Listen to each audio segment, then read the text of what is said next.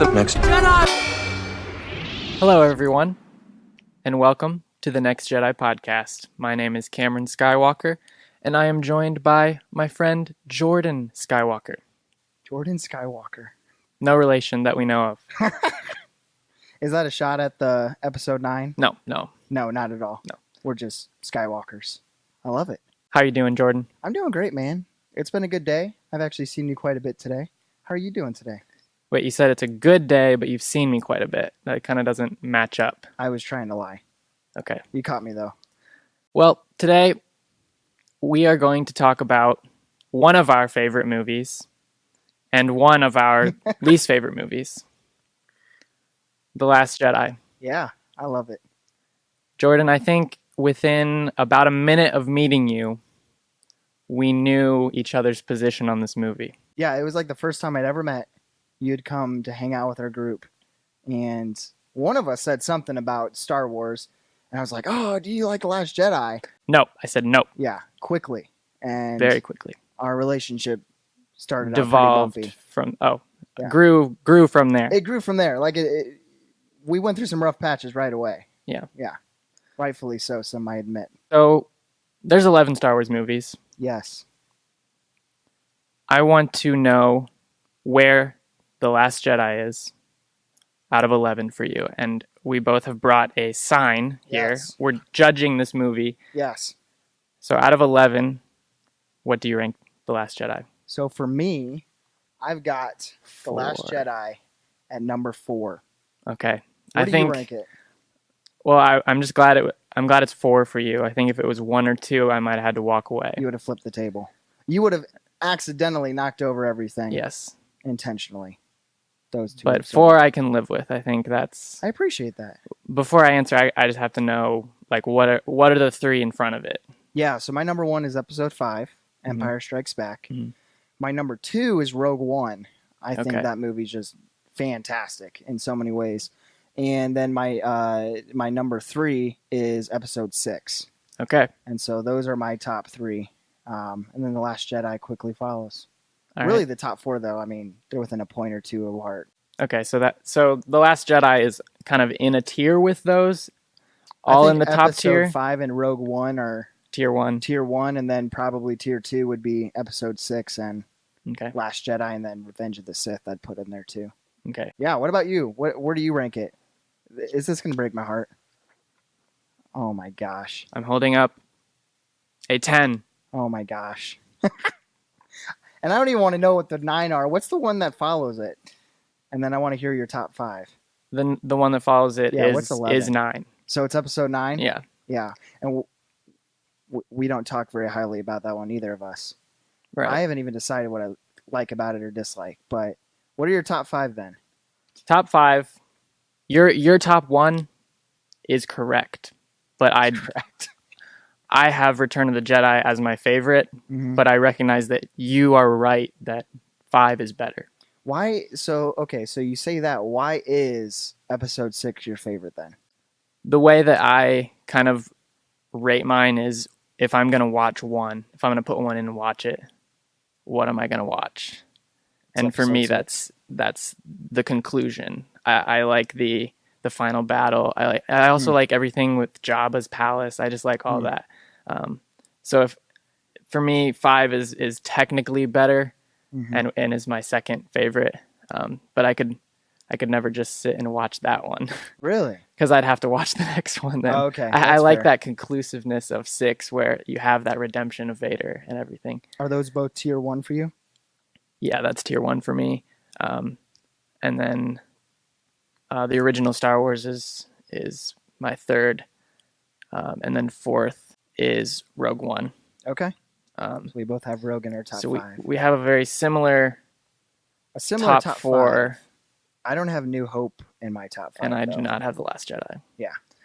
Yeah. And then 5th would be Revenge of the Sith for me as well. Okay. So that just kind of gives an idea. We do agree on a lot of this. A lot of it just difference in our liking This or one movie. disliking for The Last Jedi. Right.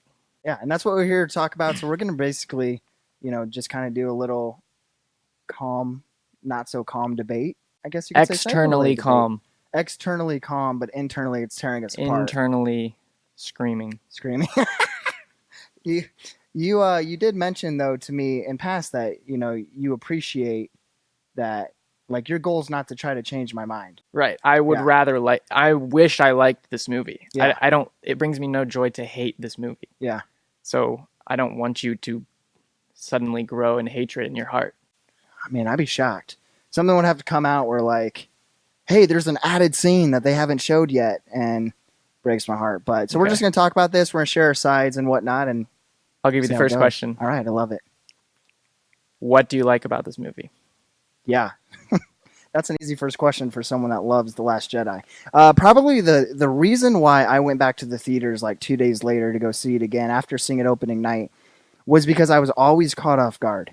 Like, there was something new. Even after the second time that I saw it, I was just like, wow, I didn't catch that the first time.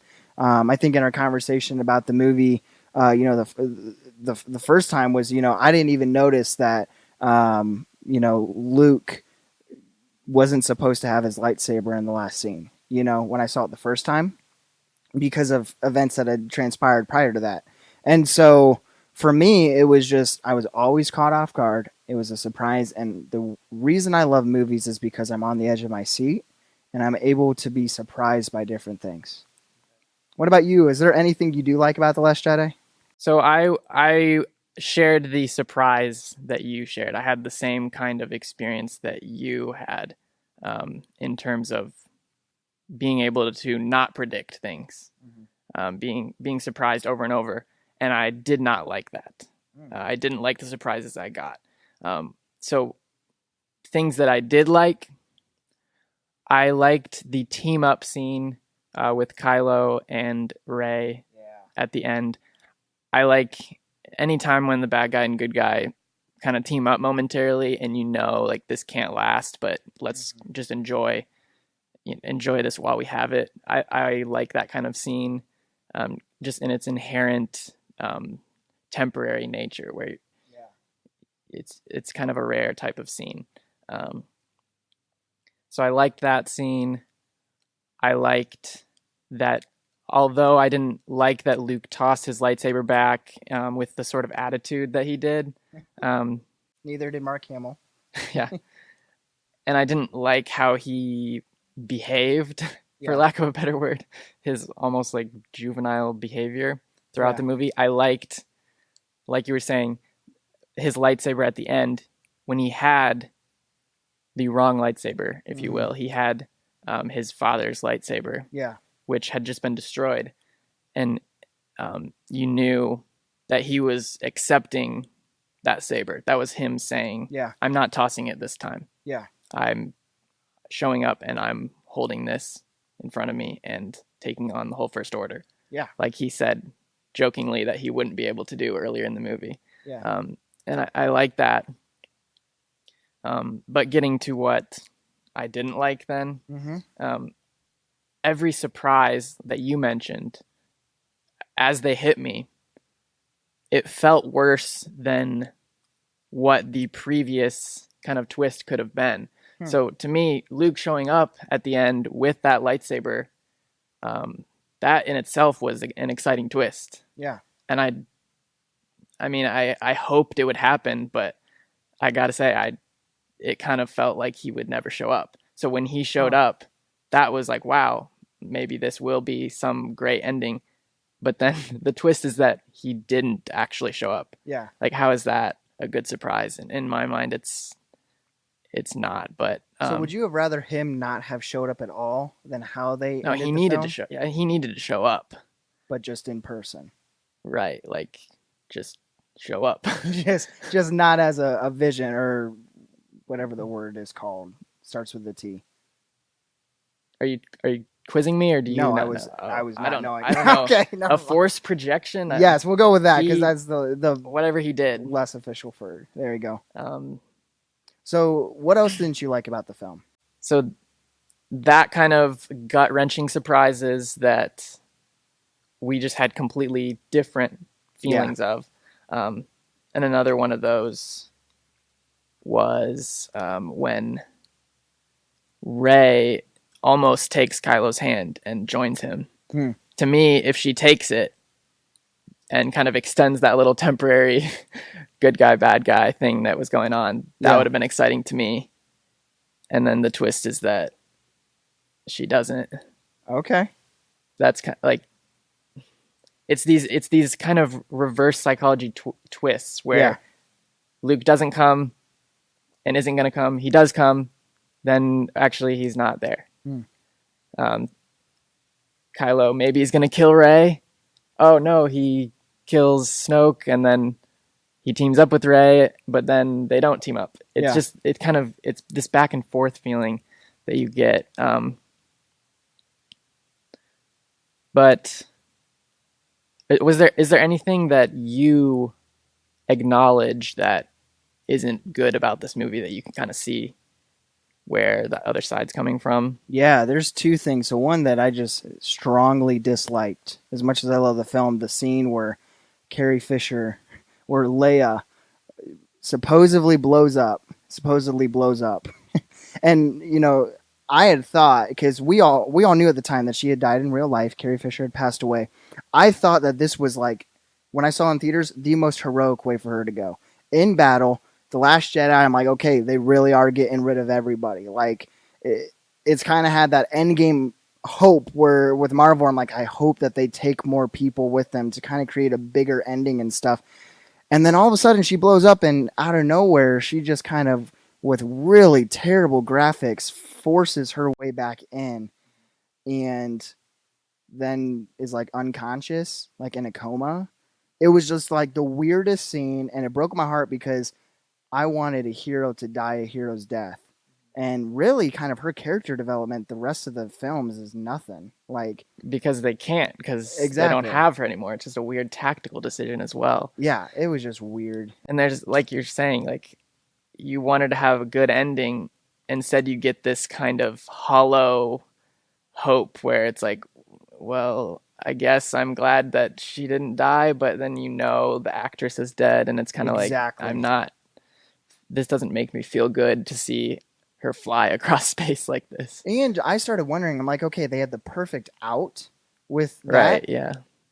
Nothing they do now will make sense, because if they try to re-kill her off again in the same way, like whether it's in a battle or anything, it's like, how did she survive that one, but not, you know what I'm saying? And then the second thing that I really disliked about the film, and question just what are some things you can acknowledge about it, was Rose's character.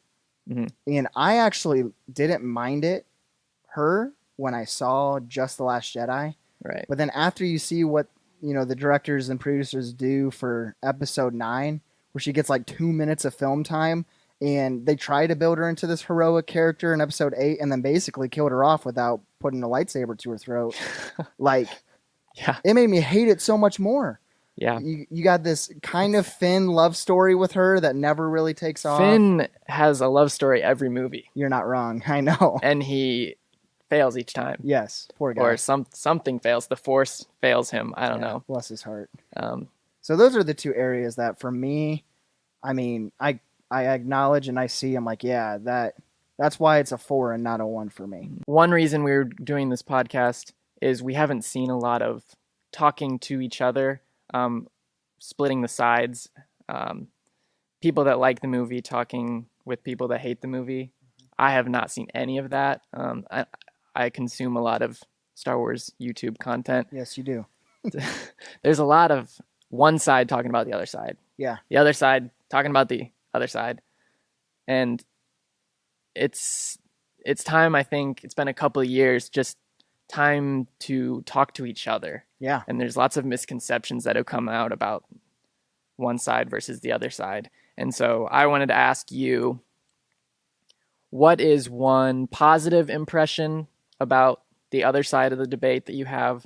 And then we can get to negative after that. Yeah, so the positive impression that I've always appreciated with Star Wars fans, real Star Wars fans, is their heart for the canon. Mm-hmm. I guess you could say heart for even history. I think we all who love Star Wars fell in love with the original 3, 4, 5, and 6.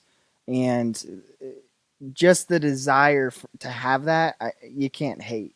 I get it. I agree completely that there are some different character flaws and whatnot that you're like, okay, that's something you might have to get past. So I appreciate that. I appreciate the authenticity of trying to keep it back to the canon, as you will. Well, what the original intent was for George Lucas. Gotcha. What about you? What's one of the positive, I guess, appreciations even that you have for my side? I would say, I can always come up with a positive. We have to win by saving what we love. There you go. Not fighting what we hate. Yeah, man, that's too timely. Oh, we're not going to kiss? No. Okay. No. That would have been less forced, though. I feel like I didn't pick up on what you were doing. Okay. I apologize. Okay. Now I'm even more uncomfortable. Now I'm even more uncomfortable. This is how Finn felt. Right now, you are feeling how Finn felt. Exactly. Okay, so what I like about your side, I like going to a sporting event. Yeah. With friends. Our team is terrible. We hate our team. Okay. They're losing every game. They're losing this game. But you came with us today, Jordan, to this game. Yeah. And you are having a great time regardless. Yeah. You're not complaining about the coaching. You don't want the coach fired. You don't want his livelihood ruined. You are just happy to be at the game because you like the sport. And I like it. I'm not going to be mad about going to a sporting event with someone like that. And the same is true of Star Wars. If I walk out of a theater and we see the same movie and I hate it and you like it, I'm just glad there are positive people like that. I'm like the Bengals fan that holds on to hope. Right. I like it. I'll take it, man. I'll bring the popcorn. I'll bring the Skittles and stuff, and we'll have a good time. And that's part of why I appreciate why they've, and I think we're going to talk about a little bit later of, what we hope to see in the future. But it's why I appreciate that somebody did something with the films, because we're getting more. We're getting more Star Wars. Right. Whether you hate or love it, it's like whether you accept if it's the real Star Wars or not. Yeah. We're getting more of Star Wars. Yeah, it's like a video game that they keep updating. Mm-hmm. And sometimes the updates are not going to be accepted, and sometimes they're going to be loved, and they're at least trying. They're making new content. Exactly. Right. So what is something that you look at the other side of the debate and you're like, all right, enough of this, or you look at the side of the debate and say they're wrong about this, or have some kind of negative impression about?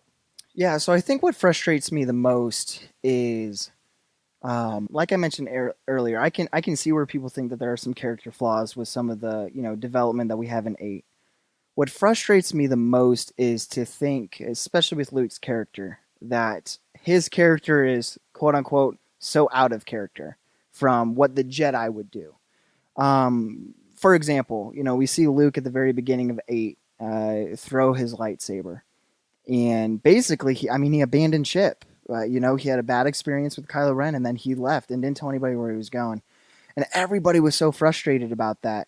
But what I saw was a similar experience with Yoda and a similar experience with Obi-Wan, where they're experiencing the same situation, in episode 3, after Anakin basically betrays everybody, slaughters everybody, and they abandon ship. And Yoda, the only reason that Luke even found Yoda was because Obi-Wan came in a vision, or force, whatever it was, force vision, one of the things, okay? And so what frustrates me, you got that parallel. Luke's character also, in 4, 5, and 6, he's immature, he's stubborn, he's impulsive, but at the end of the day, he does what was, right. He comes back, he gets trained, and then he goes and he chooses love over hate. And we see the same things in episode 8. He's impulsive, he's stubborn, he is immature. And then at the end of the day, he does what was right. You would have liked to see him in physical flesh, and I agree. I would have loved to see that too. But he came in and he provided time and chose love over hate. He didn't slaughter Kylo Ren. He didn't put him down. Probably could have. I don't know if Mark Hamill could have, but And so for me, like I said, the most frustrating part has been there are parallels between 4, 5, 6, and 8 that a lot of people just don't want to admit. So yeah, what about you? So I think you have a bunch of great points there, and I don't actually disagree with any of those on their head. Where my frustration with the other side lies is I think you're looking at these movies and how they connect, but you're not zoomed out far enough, if you will. Mm-hmm. And what I see is Star Wars is this old, ancient, archetypal story. It's basically the combination of all stories of all cultures into the hero's journey. And George Lucas says he's highly influenced by a book called The Hero with 1,000 Faces. And that's a book about just what I was saying, the hero's journey and how it was kind of built across cultures to something that everyone can relate to. And to me, Star Wars is this basically final form of story, where film is kind of the final frontier of storytelling after, plays, novels. Like, there's nothing past film at this point anyway. Yeah. And then it's also the culmination of all types of stories into this one Star Wars fantasy, sci-fi, adventure, romance. You've got like Eastern religious kind of themes, samurai, Christian themes with Father, Son, Holy Spirit, Force. Yeah. You have all this, and there's a framework set out, even with the prequels, where you have the prequels being kind of like the fall of man, where Anakin is man. Yeah, that's cool. The Jedi are very legalistic, and it's clear their ways cannot go on forever. They can't have this perfect, sinless existence where they never make mistakes. They get wrapped up in war, and the Jedi, as they are, fails, and that's why Obi-Wan and Yoda, I mean, they're done. Their religion has failed. Yeah. And so they go into hiding. Then the original trilogy is the redemption of man by the Son of Man, literally the son of who represents man, Vader. And the Bible calls Jesus the Son of Man. And Luke is the hero on the hero's journey. And he sacrifices himself. He tosses his lightsaber away the first time in Return of the Jedi. Yeah. And basically takes death on head on. Just says, all right, I am a Jedi. And I'm not going to fail the same way that the old Jedi Order did. Because he's willing to die for what's right. And so his sacrifice is what redeems man. And Vader says, okay, I'm going to turn good and I'm going to stop this from happening. And so in a sense, Luke is the Jesus of the whole story of Star Wars. He's the symbol of that. And he's the symbol of goodness. He chooses good, regardless of how difficult it is. And so when you're tying his actions to Obi-Wan and Yoda, and I see that connection, his continued story into the sequels should, to fit into the broad scheme of things, into this archetypal story, he should essentially be like the Savior coming back again to take on Satan's forces, like basically Revelation type stuff. That's what would fit. That would be the third puzzle piece. Whereas the connections you are talking about, where Luke kind of faces the same challenges he's faced before, that's more of the same puzzle piece as the original trilogy as I see it. So instead, the archetypal story we got is that Satan's granddaughter fights and kisses Jesus's nephew. And then Satan's granddaughter, after Satan asks to please kill me, she then does kill him, but it doesn't.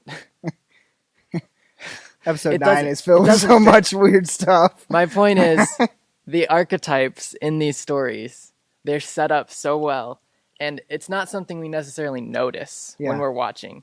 I'm not watching the original trilogy like, that is Jesus Christ. Like, no, that's Luke Skywalker. But he fulfills the role. And when it didn't fit into that role, it was off. And I felt it. And it took me a while. Like, I didn't know why I hated it when I hated it. But I think that's why I hate it. And so I don't think you're wrong with all your connections. And they're actually things I hadn't necessarily thought of at all before you brought them up. But I just think if you zoomed out further, That's which fair. you don't need to, you can watch these movies from whichever distance back you want. But that's just why I hate them. And I think that's why I love them, because I mean, we've talked. Up until this year, I just started reading some of the classic books of Star Wars. I didn't get hugely into even that idea of looking at the story as a whole. I appreciated each film, minus episode 2, for what they were. And that's why I loved Last Jedi. And really anything else that Disney's done. Haven't decided on episode 9 yet. Not sure how I feel. Episode 7 was good. Solo was good. Rogue was good. And just being able to look at it like film, zoomed in, they're great films. If you zoom out, you might see some more frustration or flaws for sure. You kind of touched on this already, that there are things that we both like Solo and Rogue One. Yeah. And we're both, and Mandalorian for that matter. Mandalorian's fantastic. So we're both glad that more Star Wars is happening. Yeah, more content. What do you want to see happening next? And you can answer that in any way. But just what do you want to see next in the Star Wars universe? Yeah, so I really want them to stop doing trilogies, like forward trilogies. I mean, I think a past trilogy would be fine, something before 1, 2, and 3. But what I really want to see is more solo films. And I mean that pun intended and pun not intended. Like, I'd love to see a solo sequel, even though I don't think that it will happen. And I'd love to more so see like individual characters is what I really meant. Obviously, I would be so fine with 10, 15 seasons of Mandalorian. Really, even films like Rogue, where it filled in between the lines.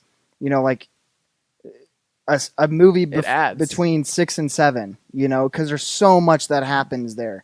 We didn't get to see, and obviously they won't do anything without Carrie Fisher for Leia, but we got to see like 15 seconds of her training to be a Jedi in episode 9. And I just think that story would be so cool to have. So, yeah, solo films, pun intended and pun not intended. So what I would like to see, one specific thing I'd like to see, which is just kind of out of the blue, is something like an open world video game, kind of like Red Dead Redemption or something, or Grand Theft Auto, where you're like a bounty hunter. And I think there was something like that in the works for a while that got shut down. But you'd want it to specifically be with the bounty hunter? It could be a bounty hunter. You could, I mean, anything they made that was that completely open world like that, I would be on board. Maybe a bounty hunter, you could become a Jedi or a Sith, but you don't have to, something like that. And I can see them, I hope they do something like that someday. And I'm not even a gamer, so that would get me into gaming. And then in general, what I'd like to see, and you already kind of were talking about this, anytime they do a one-off thing, they seem to kind of strike gold a little bit. And I know Solo didn't do well financially, but I know a lot of people that really like it, and I really like it. Yeah, me too. Rogue One's pretty universally loved. Mandalorian. And the weird thing is, it seems like it would be sacrilegious, but anytime they kind of get really close to the original trilogy and even kind of get into that era with things like Rogue One, Solo, and Rebels, even the cartoon, all of that adds to the story a lot. Which it's kind of surprising to me. It seems like it should have been the reverse, that the thing that tainted it was that, and the sequels would have been good. But to me, it's the reverse. So if they can just keep making things that honor the legacy of Star Wars and fit into the story, which they seem to have learned to do well, I'm happy with that. I'm also, in general, hoping for some leadership changes where they just pretty much give the reins to people like Filoni Deborah Chow, Favreau, the people that are making things like the Clone Wars and the Mandalorian and doing such a great job with it. Yeah, absolutely. Just give him the reins. If Lucas wants to come back and do stuff too, let's see what he can do while we've got him. Let's use him while he's still kicking. Let's see what that guy still has in him, because he had some pretty great stuff. Absolutely. And he had some weird stuff, some memorable stuff. He gave us prequel memes. Yeah. He gave us the original trilogy. So let's see the third thing that he gives us. So we're both, I think, looking forward to what Star Wars could become. We're going to take the good and tolerate the bad, because whatever, it means more Star Wars. Yeah, it's more content. But before we look forward, I think next episode, we're probably going to look back one more time before we look forward. And what movie are we going to talk about? We're going to talk about episode 9 while it's still fresh on everyone's hearts. And The Rise of Skywalker. Yes. Not Jordan and Cameron Skywalker. Not Anakin. Not Anakin. Not Luke. Nope. Not Ben Solo. Not Ben Solo. Kind of Skywalker. Yeah, we'll talk about the film. I'll probably go see it one more time. Well, thank you everyone for joining us on this inaugural episode of The Next Jedi, where we talk about the past instead of letting it die.